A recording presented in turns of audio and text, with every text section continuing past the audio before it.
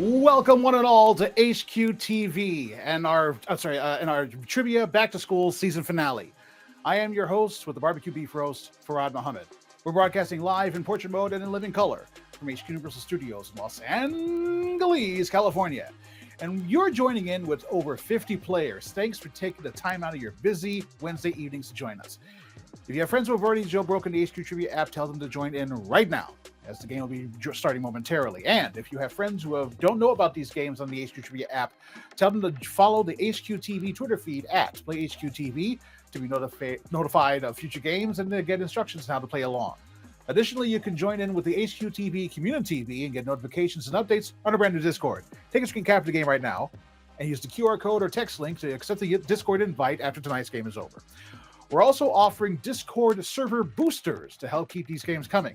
But that said, a major shout out to our boosters, Best Can Ever, Microwave, Gooby Whoopie, and Techie with a 3. As always, this is not an official HQ Trivia game, nor is it produced by HQ Trivia LLC or Intermedia Labs. And also, let us know on the Twitter or Discord if you'd like to help out on the HQTV crew, whether it's to write trivia questions, host a game or two, or one of the many other volunteer roles that are available. If you're joining in with us for the first time, here's how the game works. I'm going to give you 15 general knowledge multiple choice trivia questions to go from easy to hard. You'll have 10 seconds from when I start asking the question to tap your answer. Think quick, tap fast. If you get it right, you move on to the next question. If not, you can use an extra life, except on the final question, to stay in the game. You can also use erasers at any time of the game, again, until the final question, to remove one incorrect answer per question. If you think you tapped the wrong answer and there's still some time left, you can swap your answer as many times as you want until time is up. Also, if you've enabled sharing your answers, that'll be disabled on question 8 through the end of the game. If your answer is wrong and you're out of extra lives, you'll be out of the running for the cash prize. However, stick around because you can still play for coins, points, and erasers in rewards mode. You can pick up erasers, extra lives, and super spins for words in the store section of the app as well.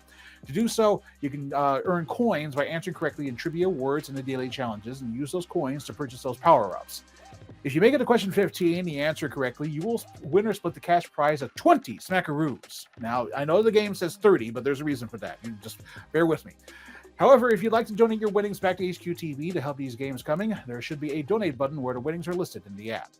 And we're going to implement a bit of a surprise at the after question 11, but I'll let you know what that is before the 11th question begins. Anyway, let's see here. It's also the end of our back-to-school season here in the HQTV and also our last season of the year. But fear not, we'll have more non-season games coming in November and December. But for the past couple of months, you've managed to earn points by answering correctly in trivia, words, and the daily challenges. And the more points you earn, the higher levels you would have achieved throughout the season. Every level you reach has granted you a free pass in trivia. If you get a question wrong up until the question answer of your level, you'll get the pass and move on to the next question. It's kind of like an automatic extra life. Alrighty. To quote the Kosher Conan, are you ready to quiz with me and win some money? Then let's get down to the nitty-gritty. Let's get the show on the road. Here's Q1. Which of the following is not a term for extra money paid to somebody to thank them for their services? A tip, gratuity, or a receipt? What do you do, 15, 20%? Let me know how much you do in the chat. Well, actually, that's probably kind of personal. Anyway, after you've paid for a meal at a restaurant, unless you don't feel like you were given good service, you want to make sure that you show the staff that work there that they were appreciated. The way that you do that is by giving them a tip, which is also known as a gratuity. It is not called a receipt, however. And it looks like the 50-80 you managed to get that one right. Unfortunately, 4 of you got that incorrect, but hopefully you got those extra lives up at the ready there. All right, now that was an easy one to get everyone off and running. All right, then, let's keep this trivia train rolling to Q2. What is someone hired for murder called? A hitman, a butcher, or a liaison?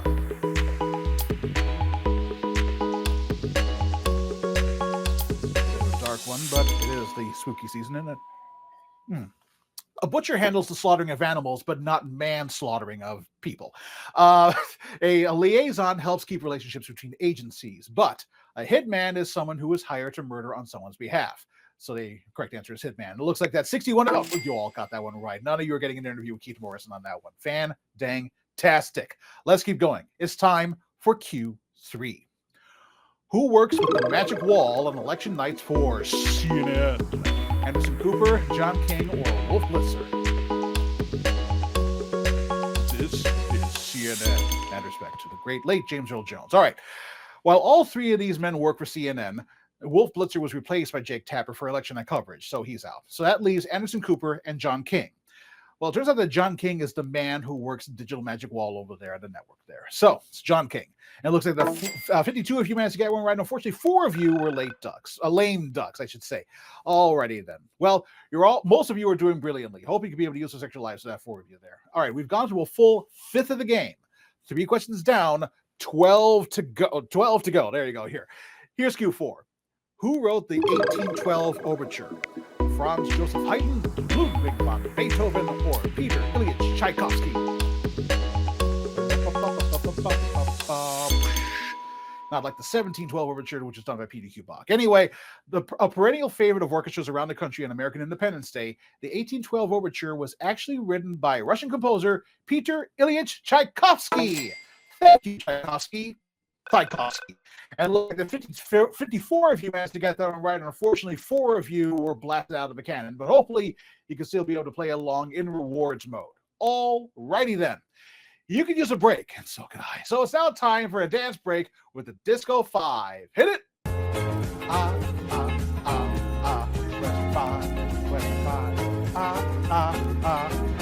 Question 5, season finale. I'm doing all the references here. Alrighty, here is Q5. Which of the following places is not a real place? Islamabad, Michigan, Egypt, Texas, or Bolivia, North Carolina?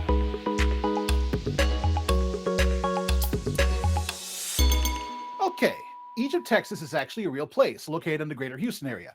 Bolivia, North Carolina is just outside of Wilmington, but there is no Islamabad, Michigan. None at all. So, what do we got here? It looks like that, 17 of you managed to get that one right. Unfortunately, 38 of you were stuck in Manhattan, Kansas. That's a savage question right there. That's what I'm talking about. Oh, my Atlanta. Yes, indeed. Savage question right there. Alrighty then. Here comes technological Q6. What is the birth name of Google's CEO? Sundar Pichai, Sundararajan Pichai, or Pichai Sundararajan? Sundararajan. I have the pronunciation on the screen here. All right, anyway. The CEO of Google is indeed Sundar Pichai. That's a shortened version of his birth name to make it easier for people to say. I kind of know the feeling. And anyway, it turns out that in parts of India, the surname is given first. And in this case, that's what happened with him here. So his name at birth is indeed Pichai Sundararajan. Yes, indeed. It looks like the 21 of you managed to get that one right. 28 of you managed to get that one incorrect. That's another savage question right there. That's what I'm calling it. Yes, indeed. Goodness gracious. Yet another savage question. 2 in a row. Alrighty then. We're kind of whittling things down here. We're going to get these people some really, really big bucks here. Alrighty then. We are now almost to question 7. And you know what time that is. It's time for a sanitizer break. Yes, indeed. Sanitizer break. Oh, yeah.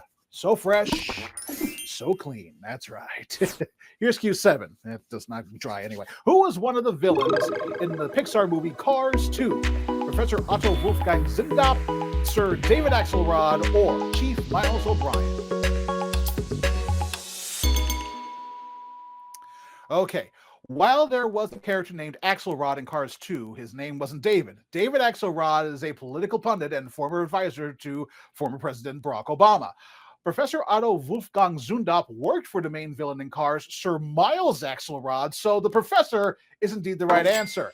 And, we got a split happening right here. So 17 of you thought it was Sir David Axelrod. I am so sorry. That was incorrect there. Unfortunately, 17 of you got towed. Dadgum! Alrighty. It is now time for Q8, which means it is now time for a beverage break with Nate. The 8. Broad, mate. I've been waiting for that for a long time. You got any gum? Here's Q8. What do we got? Oh, in painting, a painting knife is best used in which of the following ways? Mixing colors, cutting the canvas, or removing wet paint. I know there's a lot more words on there, but I only got 10 seconds.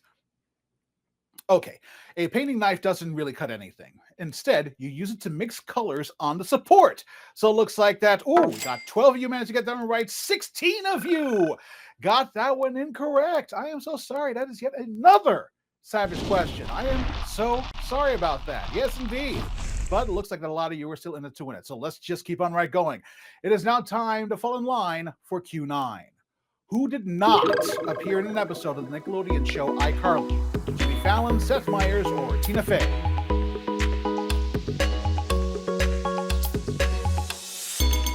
Okay. iCarly was an internet sensation when it premiered, and it featured a veritable who's who of guest stars, including some former and current SNL cast members, including Kenan Thompson, Taran Killam, Tina Fey, and Jimmy Fallon, but Seth Meyers did not make an appearance. So the answer is Seth Meyers right there.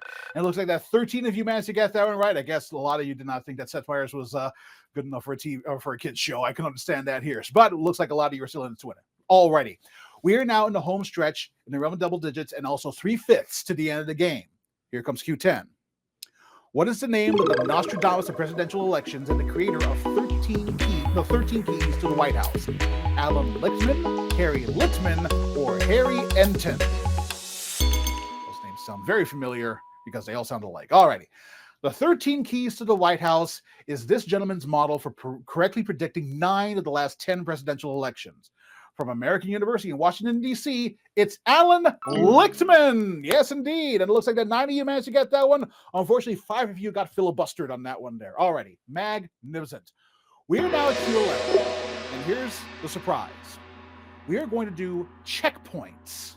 So at the end of this question, if you're still in it to win it, you can cash out for a lower prize of $10, or you can let it ride and see if you can make it to question 15 to get a share of the $20 prize. That's why this game is $30 here.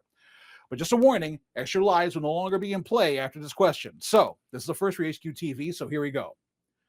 Musical satirist Tom Lehrer provided songs for which children's TV show? Sesame Street, Square One TV, or The Electric Company?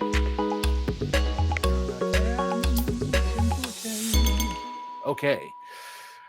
Tom Lehrer, who is still with us at the age of 96, has written a bevy of humorous and satirical songs, including New Math and Poisoning Pigeons in the Park. In the 1970s, he was approached to write some songs for a show by the Children's Television Workshop. He wrote songs like L.Y. and Silent E for the Electric Company. Hey, you guys! And it looks like that 80 of you managed to get that one right. Unfortunately, one of you thought it was Sesame Street. I completely understand that, but unfortunately, you had a short circuit right there. Okay, it is now checkpoint time. If you're still in it to win it, and if you're still in the game and you want to cash out right now, thanks for playing, and I hope you stick around to watch the end of the game. But if you're feeling smart and lucky, now, and if you want to do so, let's roll the dice. Make your selection right now.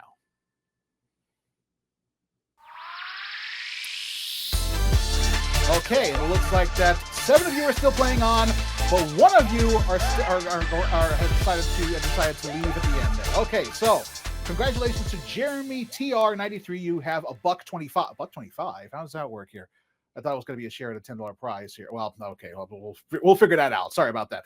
Okay, we'll figure this out after the game is over, but just hold tight there. Okay, we now have 7 players left, so let's just keep right on going to Q12. Now, this point, extra lives are no longer in play, so we're working out without a net here. Let's dance. In The Karate Kid, who was the founder of the Way of the Fist, or Cobra Kai? Kim Sung Young, oh God. Kim Sung Young, John Kreese, or Kim Dae-yoon. There you go. God dang it.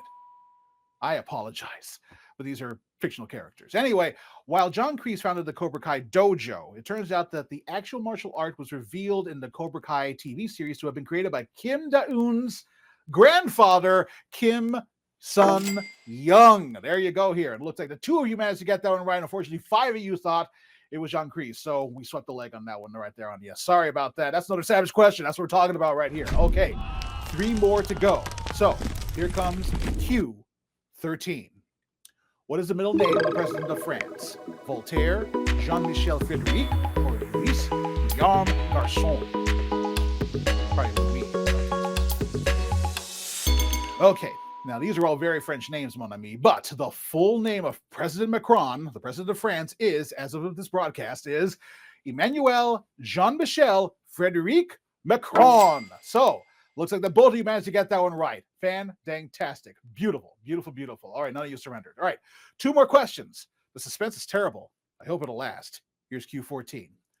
Which of these is not an ingredient in a mirepoix? Onions, carrots, or garlic?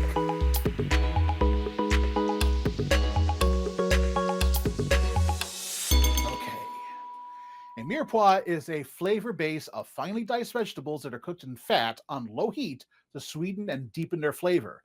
It's made from onions, celery, and carrots, but not garlic. So then it looks like that both of you are still in it to win it. Nova Steven and Soft Shell Tacos, you are now on your way to answering the 15th and final question. It all boils down to this. No extra lives, no erasers, just this question. Smart brain, separate you from share that cash prize. So take a deep breath. Here we go. Q15. Which of these people was not a founder of Atari? Nolan Bushnell, Alan Alborn, or Ted Dabney?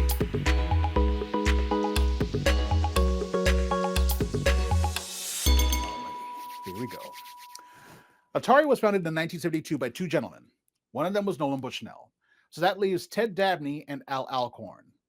Well, Al was noted for being the developer of the original version of Pong, but it was the late Ted Dabney that was the other founder of Atari. So the correct answer is Al Alcorn, and both of you guys to get that one right. That means that Nova Steven and Soft Shell Tacos have won the grand prize of tonight's episode of HQ Trivia. Blast off!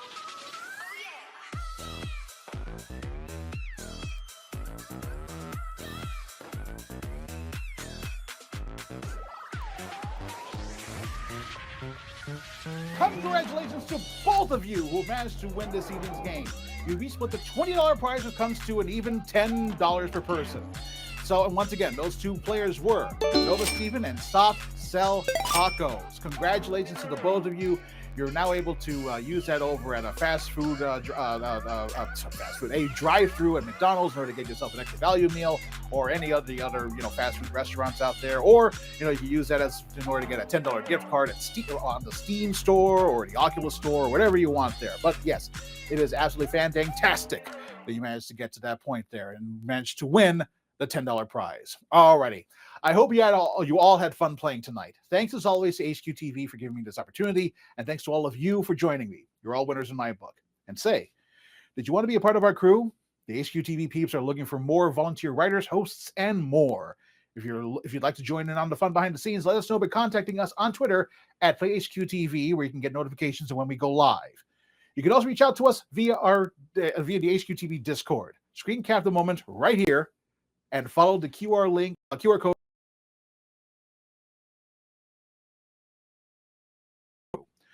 We'll be back with another episode of November after a brief break, and our next Game Awards will begin right after this Game of Trivia ends. So, in any event, spread the word to your trivia and word friends on social media to prep the app and join us for future games. There are tons of people out there who do not know that there are new games in the original HQ Trivia app. We here at HQTV are a bunch of fans trying to put on a show, and we don't have a marketing department. So word of mouth is the only way for us to maintain any traction. In any event, be sure to follow me